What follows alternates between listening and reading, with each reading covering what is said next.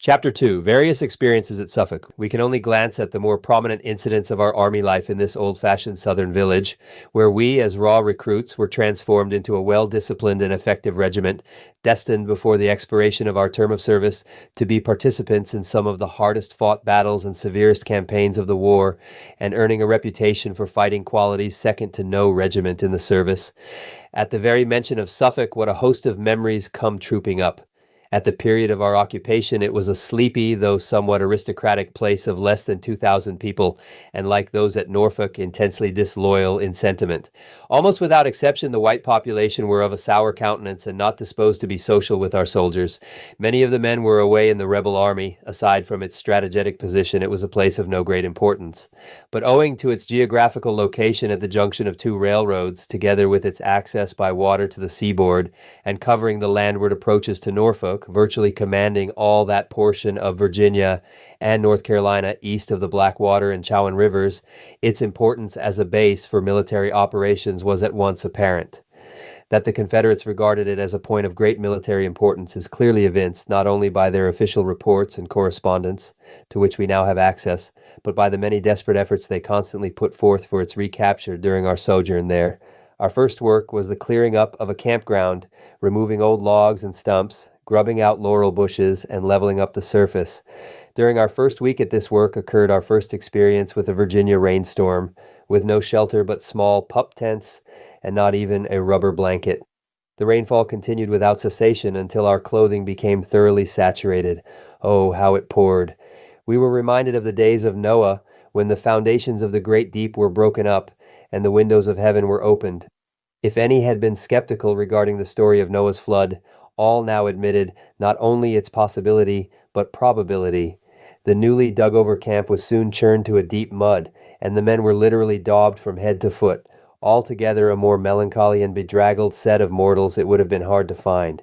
Some swore, the homesick ones almost cried, while the more philosophical ones tried to put on a cheerful face and jokingly inquired, who wouldn't be a soldier and die for his country?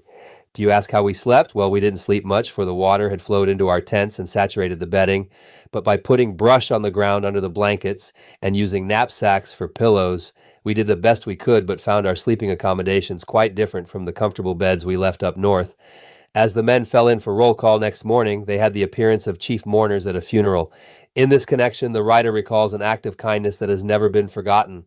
While sitting in the little tent, shivering and trying to satisfy hunger with a piece of pork and hardtack, a man, I think from the 62nd Ohio, passing on our street, said to me, "Rather tough, ain't it, pard?" and then added, "I've got a good fire over at my tent. Come and get warm." Never was an invitation more gladly accepted. Not only did the fire dry the wet clothing, but a cup of hot coffee and a dish of beans and soft bread gladdened the appetite. We had two camps while there, the first on the Edenton Road east of the village and in the immediate vicinity of the Great Dismal Swamp, a locality rendered famous by Tom Moore's exquisite poem entitled The Lake of the Dismal Swamp, his description of the place being perfect. Away to the dismal swamp he speeds. His path was rugged and sore, through tangled juniper, beds of reeds, through many a fen where the serpent feeds, and man never trod before.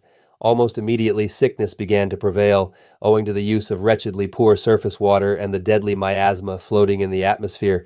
The doctor declared it was no wonder sickness was prevalent when the noxious effluvia was so dense it could be sliced off with a knife. The improvised hospitals were quickly filled, and notwithstanding the most skillful medical aid, the grim messenger gathered his harvest of victims. Almost daily the death march and muffled drums were heard, as some poor boy was borne by loving comrades to his last earthly resting place, until the muster roll of every company bore the legend, "Died in hospital at Suffolk." Among the victims was Captain Jeremiah Hatch of Company F, a man loved and respected by all. At home, he had been prominent as an educator and member of the Wyoming County Bar, and also active in the organization of the 130th New York. His loss was sincerely mourned by all. His son, Judge E.W. Hatch, has long been an honorary member of the regiment and a favorite speaker at their reunions. Notwithstanding sickness, the regiment was rapidly perfected in military practice and discipline, and our camps were models of neatness. Our first hospital accommodations were very meager indeed, an old barn being utilized for that purpose, in which from 50 to 100 of the poor sick boys were confined, with corn stalks for bedding. The hospital headquarters were at an old house near the barn, but comforts for the invalids were scarce at either place. Our overtaxed surgeon chafed under this condition of affairs and did all in his power to correct matters, but his every step was blocked by red tape and the bullheadedness of certain officials who seemed more in sympathy with the Secesh element than the sick Union soldiers. An extract from a letter written October 5th, 1862, illustrates the condition of things. Near our camp lives a rich and very aristocratic old Secesh, who, it is hoped, will be ordered away and his house and grounds confiscated for hospital purposes. It seems too bad to keep our poor boys in the old leaky barn and let this insolent old traitor and his family stay here and not only freely express their rebel sentiments, but constantly heap insult and abuse upon us. Some of his women remarked the other day that the old barn was too good for such low-born Yankee trash, and the old chap says they may cut his tongue into strings before he will take the oath of allegiance. A sick man dragged himself over there yesterday to try to buy some milk, but only received a torrent of abuse. And yet this rank old secessionist has guards constantly detailed by order of our milk and water commander to protect his property. You ought to hear Dr. Neeland express his opinion of what he terms a damnable outrage upon our men. If Doc had his way, that shameful nest of treason would soon be cleaned out, and our sick placed in comfortable quarters. Quite naturally, there was more or less complaint in regard to the commissary supplies dealt out to the regiment, but our efficient regimental quartermaster, Abram B. Lawrence, did all in his power to furnish the best the government provided, but no old soldier need be told that even the best seemed to the boys, just from homes of plenty, very poor stuff to subsist upon. Quartermaster Lawrence also provided us with A tents, which were set upon log foundations, and with log fireplaces plastered with mud, made comfortable quarters. Soon after our arrival at Suffolk, our new colonel, Alfred Gibbs, came to us and assumed command of his regiment. He had been appointed at the suggestion of General McClellan, his classmate at West Point, and brought with him the experience of 20 years' service in the regular army. Though a rigid disciplinarian, his kindness of heart soon drew the regiment to him in a strong bond of confidence and respect. That these feelings were reciprocated, we never had reason to doubt. After his promotion to brigadier and brevet major general, he always referred to the Dragoons as "my boys." Our regiment was also fortunate in other field officers, Lieutenant Colonel Thomas J. Thorpe and Major Rufus Scott, both having served a year under McClellan, and bore honorable scars of the Peninsular Campaign. The splendid record attained by our regiment was largely due to the bravery and skill of these two young but efficient officers, who so gallantly led us in many a hard-fought battle. It is also proper here to voice a sentiment which doubtless is in harmony with the view of every dragoon, that no regiment had a more faithful surgeon, or our boys, all through their trying experiences, a better friend than Dr. Benjamin T. Neeland. We were no idlers, for even before our camps were completed, large details were made by General Peck for fatigue duty, and the boys became proficient in the use of pick, shovel, and axe in the construction of forts and long lines of rifle pits. One comrade writes, "We performed the shoveling and chopping with good grace, but kicked vigorously when turned into horses, and compelled to haul large logs for the breastworks." These vast lines of forts and breastworks extended for miles around Suffolk. In this connection, an amusing incident occurred. As the commanding general was passing our camp on the main road to South Key Bridge, a witty Irishman, Owen Carragher, who had been on many a detail digging forts, was on guard. Not being correctly saluted, the general halted and brusquely ordered him to present arms properly. This he did when the general remarked, "See here, my man, you have a rusty gun." Scrutinizing the gun carefully, Owen remarked, "Sure, General, indade, it's a bit rusty for want of use, but bedad, it's mesilf as has a spade down at me tent, bright as a new shillin', that yez can see your face in like a looking glass." The general saw the point, and as he rode away, smilingly replied, "You may soon have a chance to brighten your gun also by use." But we had numerous duties besides building forts. Daily drills of the severest kind, picket guard, and various camp duties, interspersed with long and tedious tramps to the Blackwater or a grand review. The camp streets and parade grounds must be kept as clean as a parlor floor. Arms and accoutrements must be furbished and kept bright. For Colonel Gibbs had brought with him the rigid requirements of West Point, and we were taught that no excuse would be accepted for dirt, disorder, or disobedience. Early in December, at the urgent request of Surgeon Neeland, our camp was removed to a healthier location, a mile or more west of the village and near the South Key Bridge, which crosses the Nansemond, and all our work expended on the other camp had to be done over. When completed, however, it was pronounced the model regimental home of the department. A regimental infantry camp covered several acres and was laid out in in accordance with Army regulations. Each of the 10 companies had a short company street of its own, about 2 rods in width, with a row of tents on either side facing the street. This brought the tents of the several companies back to back with a small space between, with the exception of the outer rows of the 2 end companies. In front of these rows of tents, and running at a right angle, was the color line. This marked the line of our parade ground, where the regiment formed for dress parade and where guard mounting and various drills were held. A few paces to the rear of each row of tents were located the company cookhouses. A few paces farther to the rear came the company officers' quarters in a line at right angles with the company streets. The field and staff officers' quarters were still farther back and on a line parallel with the company officers, all tents facing the regiment.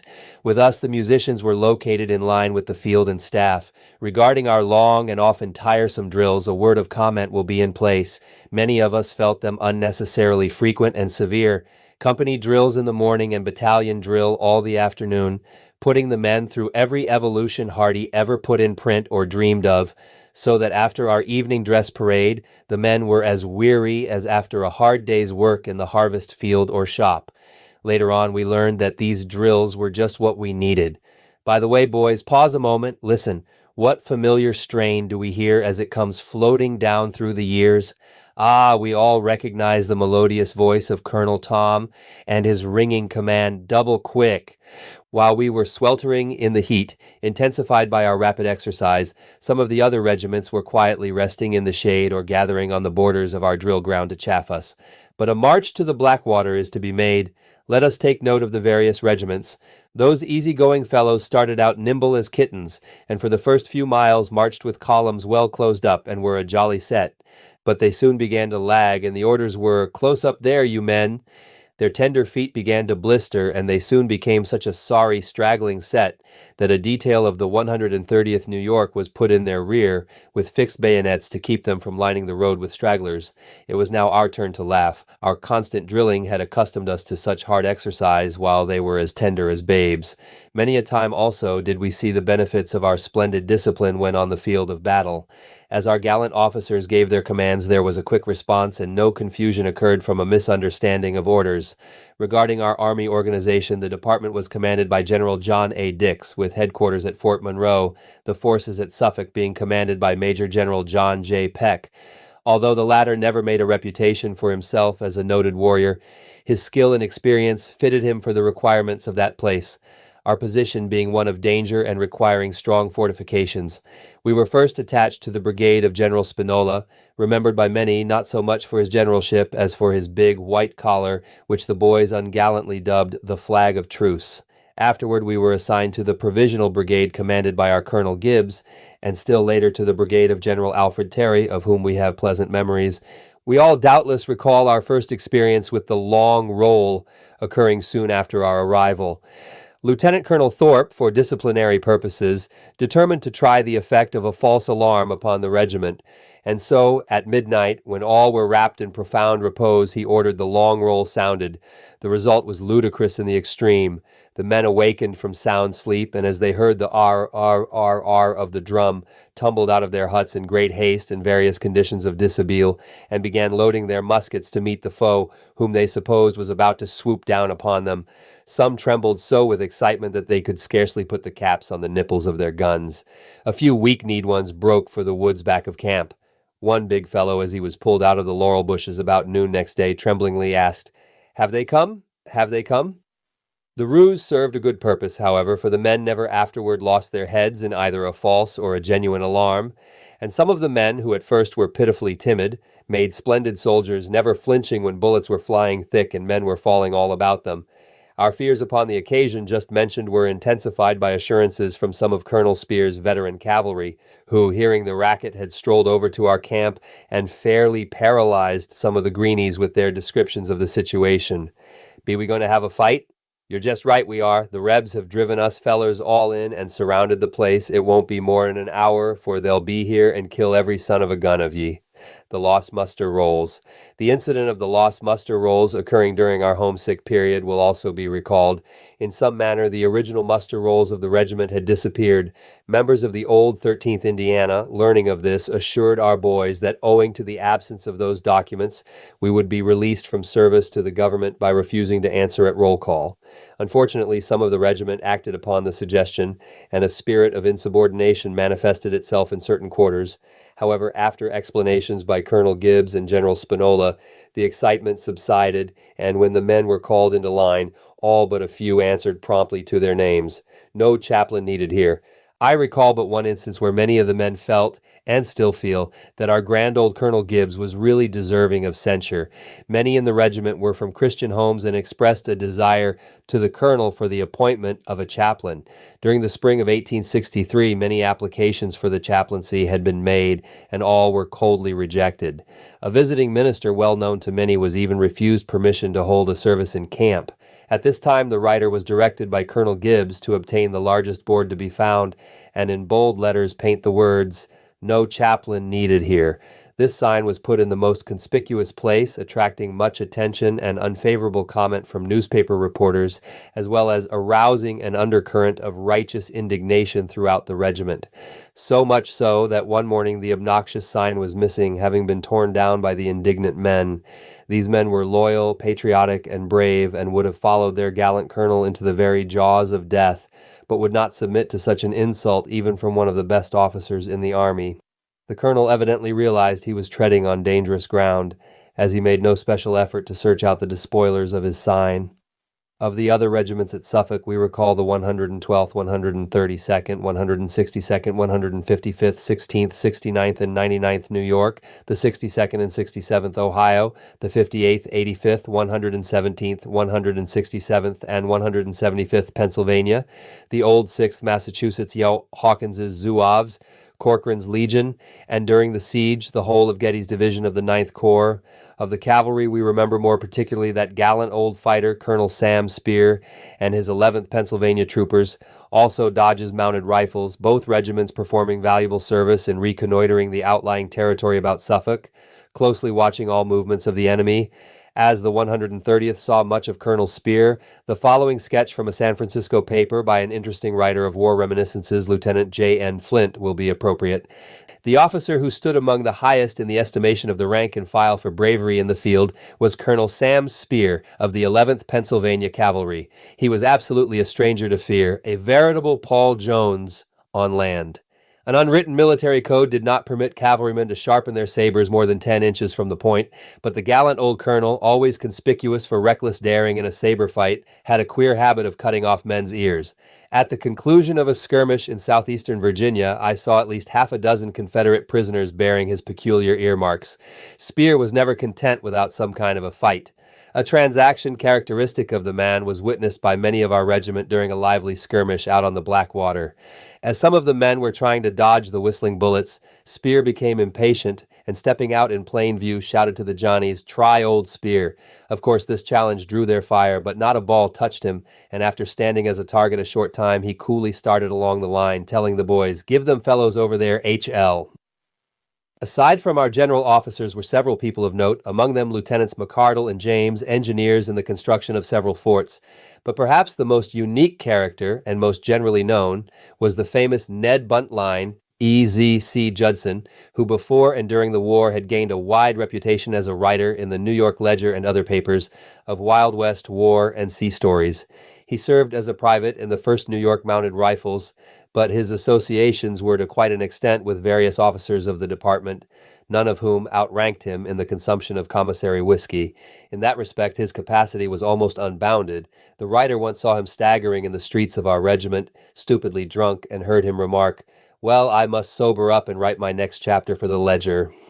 His army adventures furnished inexhaustible material for his stories, some of which were located along the Nansemond in the vicinity of Suffolk and the Dismal Swamp. Our soldier life at Suffolk was frequently enlivened by the presence of citizens from the north. Many of the sick will recall the smiling face and kind words of Mrs. Britton, mother of our Captain Britton.